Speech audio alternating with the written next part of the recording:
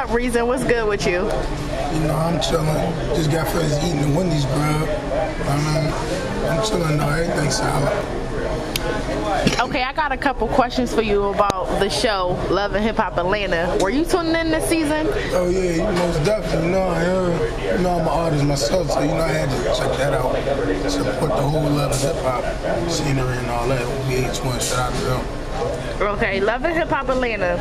What did you think of the show? Did you like it, or you ain't like it? No, I loved it.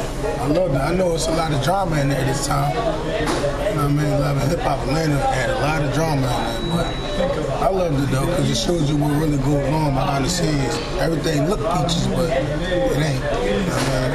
Cutthroat. It was cutthroat. You know what I mean? He had the good times, but majority of the bad times. So it shows you a lot of different things. Okay, which was one of my favorite characters. How did you feel about the whole Stevie J, like Mimi and Jocelyn thing? Like, what was your take on that? I don't know. Stevie J just being a man. You know what I mean? In the industry, it's crazy like that. But you know, it ain't all Stevie J fault. It's Jocelyn and Mimi fault for allowing it. You know what I mean? But you know, sometimes when you love somebody, it's hard just to let them go. So, you know, I can't, you know, Stevie J is smooth boy though, man. I can't front. So he make you like it. I mean, no homo, I ain't no faggot or nothing. I'm just saying, for watching him and how he talk to people, that's how he kept them in tune like that. That's how he was able to flip-flop from Jocelyn to Mimi to Jocelyn. Because they loved it. He knew how to talk to him. But that ain't all his fault. Okay, now I know you're familiar with the rapper Lil Scrappy. He also was on the show. Mm-hmm. How did you feel about the situation where Lil Scrappy and Stevie J had words? They got into an altercation because Stevie J disrespected Lil Scrappy's baby mama Erica. Do you think them two should have been fighting? Nah, first of all, I don't think they should have fought because Stevie J apologized to Erica, you know what I mean, little Scrappy baby mom. So I don't think they should have been fighting in the first place. But the way I took it was like Stevie J was making a move on Erica, to be honest, and Erica was falling for it too. Like I just said, Stevie J know how to talk to people. So I think it was more about that, because from the door, Stevie J already had apologized as soon as he seen her. He had apologized for calling her a bitch. And like he said, he was drunk, he was twisted. But when it went a little extra, when he said maybe we started off on the wrong foot, I guess Lil Scrappy felt threatened by that. So, but I don't think it should have been a fight because Stevie J apologized. It ain't like he put his hands on her, that's something different. But he didn't do that. Okay, speaking of Lil Scrappy and Erica, why do you think Lil Scrappy and Erica's relationship didn't work out? Lil Scrappy was raised up by his mama. I don't want to be disrespectful and say the wrong thing, so I'm going to say that. I'm going to say Lil Scrappy was raised up by his mama, so he was acting like a little female tendencies. And, you know, Mama D being the instigator, that's what he was falling into. Instead of making up his own decisions as a man. So that's how that go. But like I said, it ain't all Lil Scrappy's fault either. It's Erica's fault too, for going back to him after the whole Diamond situation. So what you see is what you get. You're gonna keep dealing with it, then you know, that's on you. Okay, let's talk about my homie, K. Michelle. Do you think K. Michelle is crazy as everybody makes her out to be? Of course not. I think she's been through a lot of things. She got similarities like me. Like, once you violate, then I don't care what line it takes to get my point across. If I got a crack in your head, that's what I'm gonna do. I mean, in that game, that industry shady, they did it dirty. So, of course she went berserk. Okay, Rasheeda had questioned her about the whole incident, about her even getting abused at one point in time. So, do you think that she got abused like she said she did? Or do you think she was lying? I can't say. I mean, a person like K. Michelle keep it 103 at all times. when I was watching the show, she told people about themselves. She told Carly about herself. She told Mimi about herself. Like everything she said behind somebody's back, she said it to their face. So for her to just make that up, nah, I can't say that, but who knows, I wasn't there. But that's my opinion. I don't think she honestly made that up because she always kept it 100 at all times. So it's kind of hard for me to say that she lying. But, you know, maybe it was something that it wasn't, and maybe she took it that way.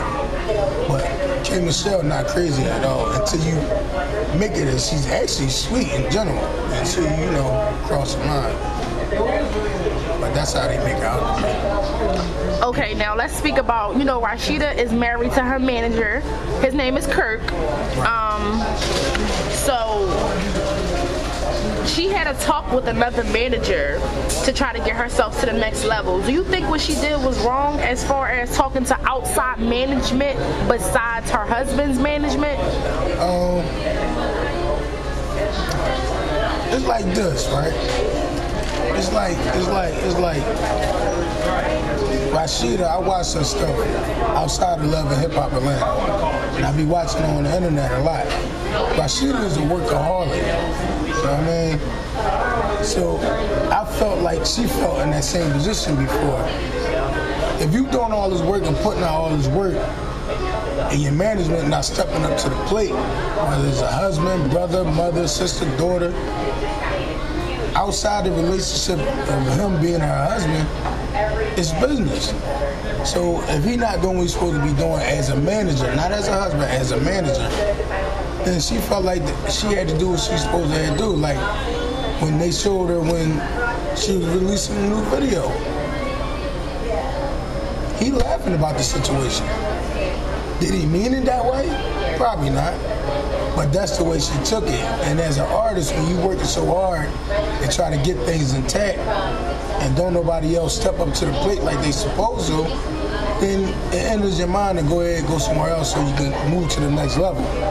So I agree with Rasheeda 100% on that one. That don't mean she don't love him. It just means, yo, you ain't on the same time frame, so I got to go. That time is ticking. I mean, in her 30s, her time running out, so she got to do what she got to do. Okay, how do you feel about the whole Carly and Benzino's relationship? I think it's a joke. How you just start talking to her, and then in a couple months, now you're ready to marry her. And now you married her. Now it's supposed to be all serious.